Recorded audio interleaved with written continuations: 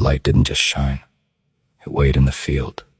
The sun was a thick, syrupy amber that coated the stalks of the tall grass until they looked like rows of sharpened brass. This was the saturation. It was the kind of beauty that felt like a threat, too bright to look at, too heavy to breathe. I stood in the center of it, my hands calloused and stained with the dust of a life I still recognized. 20 yards ahead, I saw the reason.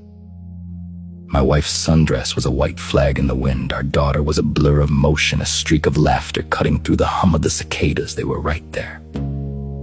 If I took 10 good strides, I could touch the hem of that dress. I could pick up the girl and feel the heat of her heartbeat against my chest. I took the first step.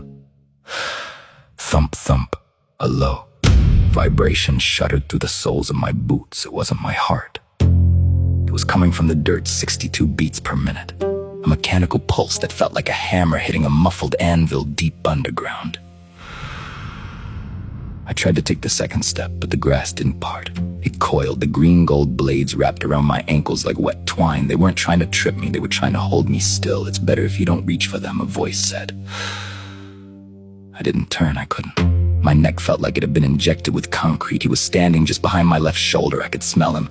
Clean linen, ozone, and the metallic tang of an IV bag. The architect. He didn't belong in the outlaw grid of this field. He belonged in a room with white tiles and flickering fluorescent lights.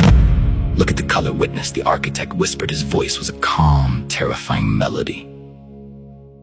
If you move closer, the colors will bleed. You'll see the fray in the fabric. You'll hear the exhaustion in her breath. But from here, they are perfect. Stay in the saturation, stay in the trap. I lunged forward, a desperate, gravelly grunt tearing from my throat. I didn't care about the beauty, I wanted the dirt, I wanted the struggle. But the more I fought, the more the light intensified. The yellow of the sun turned into a searing, blinding gold that erased the horizon. I looked down at my hands. They were turning translucent. The skin becoming the color of the grass. I wasn't a man in a field anymore. I was becoming part of the landscape.